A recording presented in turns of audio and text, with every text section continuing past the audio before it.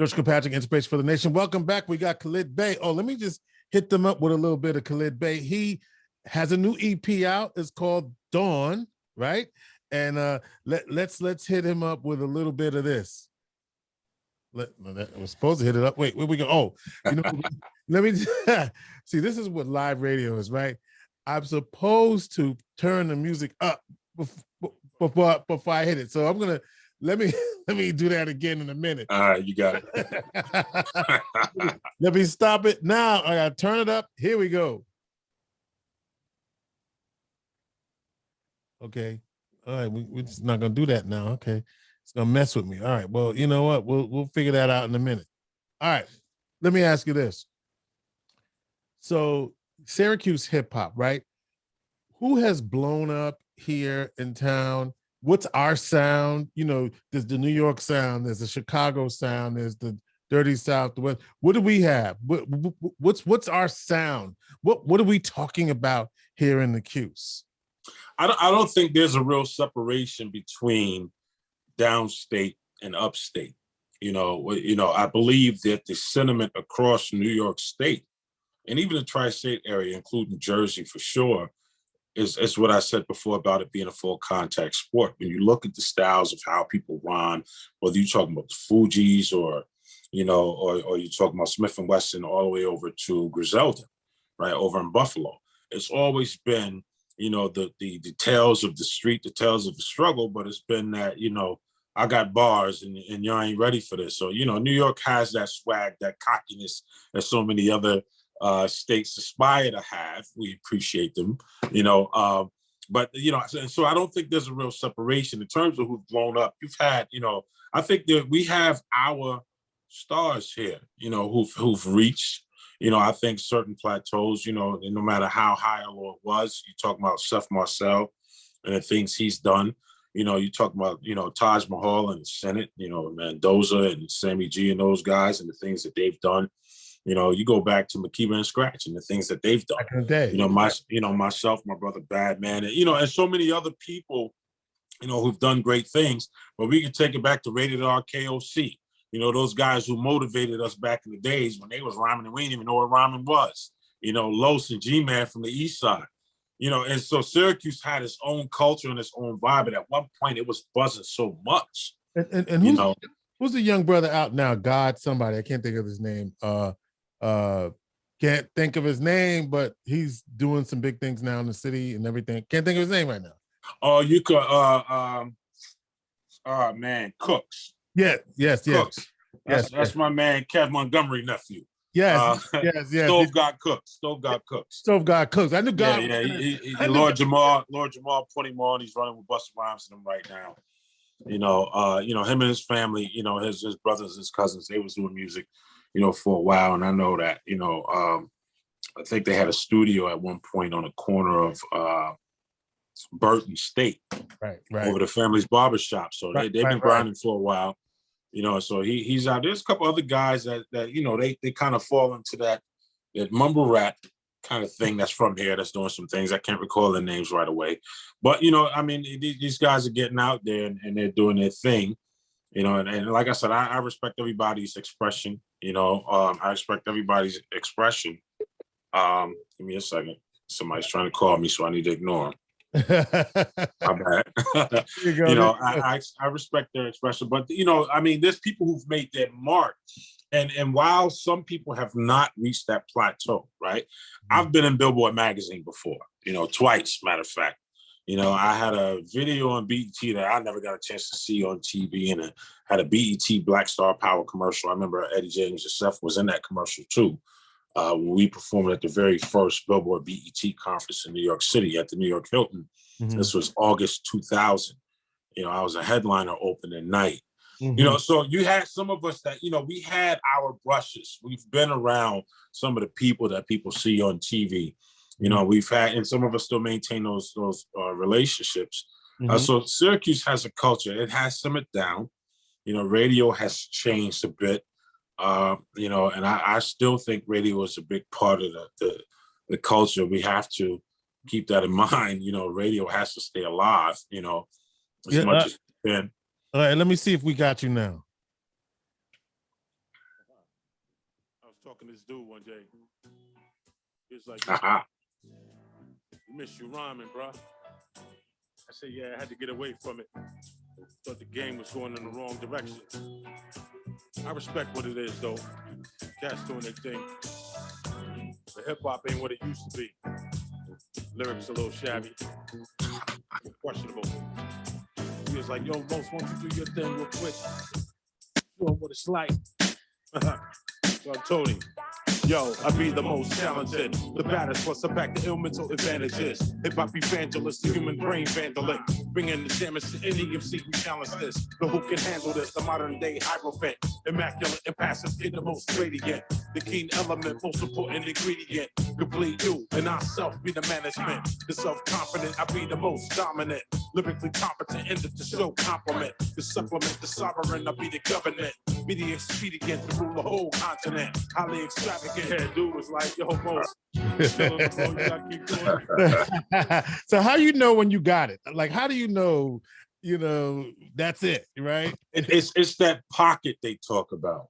You hear so many people talk about, getting the pocket, right? And for many people who write, whether they write rhymes or they write, melodies or whatever, there's even for R&B, there's a pocket. Mm-hmm. You kind of sit, you let the music absorb you a little bit, and you pull whatever's to come out of it out of the music. Right. A lot of times. But the key thing, you have to have good drums. You have to have a good beat. Right. We always say that the people got to love the instrumental, even if it had no lyrics, right? Mm-hmm. The people got to love the lyrics, even if it had no beat. And that's when you've got something, when both can stand on their own. And if you add a chorus, if the chorus can stand on its own, then you have something that people will listen to. I think that's what makes a good song. That was called "I Be the Most Talented." So what do you want to do with this right now? Are you trying to get? Are we going to see you perform at halftime at the Syracuse? we're gonna see you perform. What you trying to do with this? Like, because there was a reason you went back in the lab. So talk to me. What's up? Well, I'm gonna tell you something. Full disclosure. During the pandemic, I wasn't planning on running for re-election. Mm-hmm. So I did the Beacon, and before, actually, let's go back right before the shutdown in March. Some people know this, I was calling around booking shows in New York City to perform the Beacon. My first stop was the Nuyorican. Mm-hmm. And I was hitting the Nuyorican, Wilson's, Club S, SOBs, SOs, the Brooklyn Moon. I was just gonna move around and try to create the buzz and, download this joint, but the shutdown happened, and so I never got a chance to do it. Had we not shut down because of COVID, I would have never ran for office. I wouldn't have been here to run for office. So I was planning to hit the circuit a little bit. My former manager, was like, "So what you want to do with this?" And all of this started because my former manager reached out to me late 2019 to ask me to do a song with a particular artist that's in the industry. That's how it started. Okay. And I wasn't planning to do it at all. And I gave it some consideration, did a couple of songs that led to me doing the entire Beacon EP, and then I kept it for myself. There you go. Yeah, I kept it for myself. And so that's how I kind of got back into it, is that I was asked to do it. So what do you want this to do right now for you? Do you want to blow? You want to blow up? You want what you want it to do? What do you want to do? Nah, paint is paint, man. The Beacon, and so it came out October 2020. By January 21, it had already reached over 100,000 streams. And so you certainly can appreciate that. I got enough streams to get a plaque, right? But my manager asked me, I said, I'm over 50, man. I'm not looking for no record deal. I'm just doing it because I can do it. And if people appreciate it, that's beautiful, and that's it. So there's really no aim except to be creative, to put the music out there, to get people to enjoy it, and if I can make a little change in the meantime, I'll do that too. So we could see you at Juneteenth. We could see you at the, is that what you're saying? I don't know, I don't know if I'll do that. Or whatever. I'm saying whatever.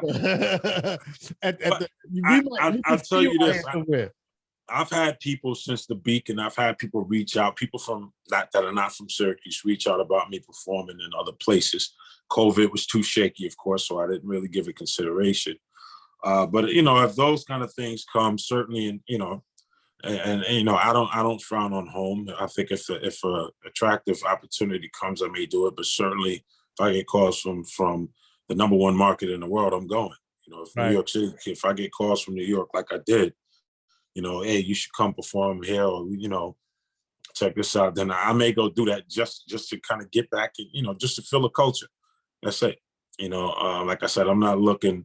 I know people at record labels. I ain't sending them no music. You know, I'm not shopping for no deal or anything like that. But you know, I enjoy the creativity. You know, it's kind of good to kind of see people vibe and see our generation, even the younger, have an appreciation, you know, for, you know, hip hop and the dynamics that is hip hop. So when you think of the game today, who are your top 3 for whatever reason of any generation? That's easy. Okay. My #1 is always Rakim. Okay. You know, and KRS is right there at #2. And believe it or not, my #3 is Lauryn Hill. Right now, this is all of all time. That's all time right there. All right. Now, who today? Who you like today?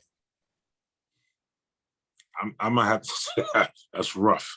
So I'm gonna go with those guys who are on stage at the Super Bowl. You like them? Okay. Yeah. You know, I listen to Jay. I listen to 50. I listen to M. You know, I listen to Kendrick.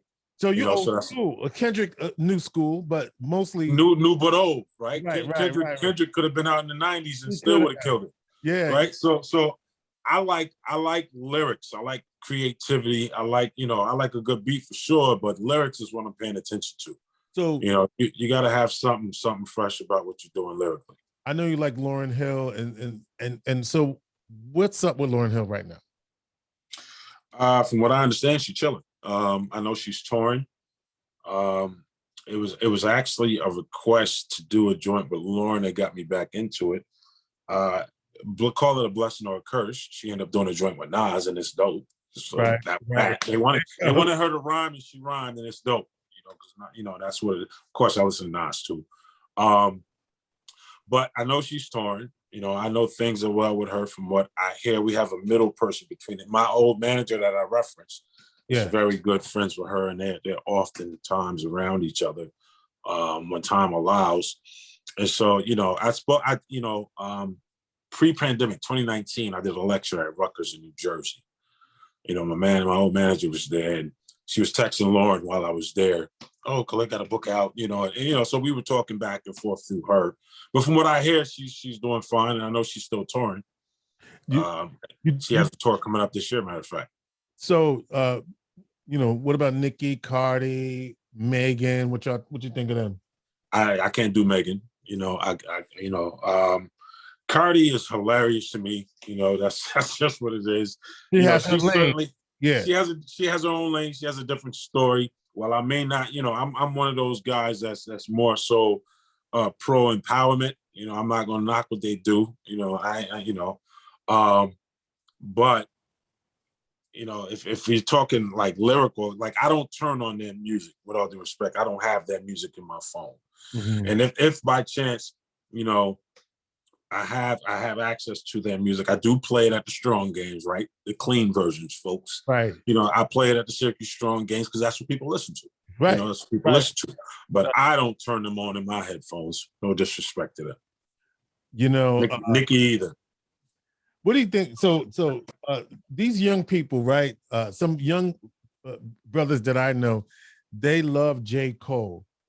What do you think of J. Cole? He's dope. Lyric. He's dope. Right? Yeah. He's answering the bell. He's another one of those guys that could have been here in the 90s and would still be relevant today. Yeah. Yeah. And I think that's the thing that I think that I failed to communicate earlier, but you kind of brought that out now. It's the fact that 90s hip hop is timeless. You bear witness to that at Super Bowl. Look at right. You know, come on. You know, people like Kendrick and J. Cole can jump in a time machine and go back to the 90s. Right. And fit right in. You know, those guys got it. For real, they got it. You said you're an author. You got a book out now. What's it called? I got 8 books out, man. What's the one? The latest one? So the latest one is called The Longest Chord. And what it was, it's a compilation of 3 books that I had previously written with some additional commentary. I thought they worked well together chronologically. The Key to Character, which is one, a book titled Now, and then a book titled Love Under Will. Mm-hmm. I always mention that I have a passion for empowerment. I like to see people win, and so, and most people, they hear it a lot, but they don't really understand it. George, their biggest problem, their biggest foe is themselves, Mm-hmm. right? If people can learn to get out of their way, they can stop second guessing themselves and stop allowing external judgment to dictate how they feel from one moment to the next. They'd be a lot more peaceful, a lot more happy. So hopefully if people come across those books, they'll enjoy the content and have an impact on their life that's positive. And how will they come across these books? You can find them on Amazon.com, BarnesandNoble.com, any other book.com. Some, I for the most part, I don't have a lot of books in my possession. But yeah, you can order them from any book.com, but certainly Amazon, Barnes and Noble. You talk about empowerment. Leave us with this, and then I'll put. We'll close out with a little sample of Better Beware. Yeah. The city, the CUSE. What's going on in the city right now, and what is the cure? Good question. So, it's funny because the politics is over, George, but you're going to notice that my message hasn't changed. What's going on in the city right now, violence has become, unfortunately, the rite of passage, almost like a fad in some respects, which I think makes it a lot more dangerous. The conflict that arises amongst some people is not necessarily over the starvation of old, right? The struggle to feed your family, the struggle to eat, struggle to pay the rent. It's not the motivator today. And that makes it a lot more unpredictable. It has the appearance of being a lot more random. On top of violence that I think as a community and even as a government, they haven't really wrapped their minds around yet. You have still, I think, what comes across as well-intended efforts to balance or level the playing field, between, people who may struggle financially and the like and others who don't. But when you often see the work being done and you watch it come into fruition, the persons who the help was intended to help are still in the same condition. Unfortunately, 5 years from now, 10 years from now, I think that'll still be the same thing. People oftentimes, and I'll shorten this up, people oftentimes are only motivated by what provides them significance. The danger in that is so much unauthenticity that it's hard to see authenticity in the blur. So even if an honest person stepped before you, they'll be accused of being dishonest because it all starts to look the same after a while. This is a problem with politics and the assumption that politics is full of liars. This is a problem with the police department and the assumption that all police are bad. This is a problem with people who are brown and the assumption that all brown people have a criminal element, right? The human being is naturally lazy and have a tendency to group things instead of giving consideration to their parts. And so we make bad judgment from one moment to the next. And based on that bad judgment, we take action. And then we sit back and wonder, how did things go wrong? How do we fix it? Fix it, work on it? What is it that's going to elevate ourselves out of this condition where violence is a rite of passage? What changes? And I know, if you had all of the solutions to this, they would be paying you millions of dollars around the country to do it. But maybe they should. What is it going to take in this community, do you think, or is it something we haven't tried yet? Because we have the programs, right? We have some attempts at funding. We are all aware of it. So what isn't happening, you think, that lessens the impact of violence being a rite of passage? It's tough. In the defense of those who may be in government and even working in social services, it's tough because at the crux of it all, is the individual's will. Mm. No matter how much you may want a person to stand up, it is their decision to stand up or not. Right. Right. And it's but if we're talking about at least making the effort to make things better, then it goes back to the same thing I said during the election. Unless you're empowering the individual to provide for himself or herself and or their family, there is no real impact to be had on the community, right? If you want to reduce a person's struggle and give them some kind of hope toward real progress, especially in communities of color, we need tangible results now. Talk don't mean anything, and so providing people that stability, give them opportunities for stability so they can feed their families. Most people don't put their homes at risk when things seem to be okay, and so people have to have a shot at having things to be okay. When you can eat, then you can think straight, so I think, if government is going to make a sincere effort to empower citizens, and make things better, then we have to improve our, even with the struggle, because you're going to hear people say, well, people don't want to work. Yeah, that doesn't apply to everybody. That's that lazy thinking I was referring to earlier. Blanketly assigning that to everybody. There are people who want to work. There are people who want to take care of their families. Give them that chance, create those opportunities, and over time, incrementally, things will smooth out. All right, Khalid Bey, how we find your music, bro? So you can find the music on Spotify, Apple, Deezer. I didn't even know what Deezer was until recently. Deezer, Amazon, SoundCloud, YouTube, any streaming service. I think I'm on 36, 37, 40 different streaming services. You can find it to search The Most Talented. The Most Talented. I was going to say, we ain't going to look for Khalid Bey. Look for The Most Talented. Right. look for The Most Talented. The title of the EP, as George mentioned, is Dawn, rather. And you might want to check out The Beacon before that, but The Dawn. And, I think you'll enjoy it. All right. You better beware, Khalid Bey. Inspiration for the nation.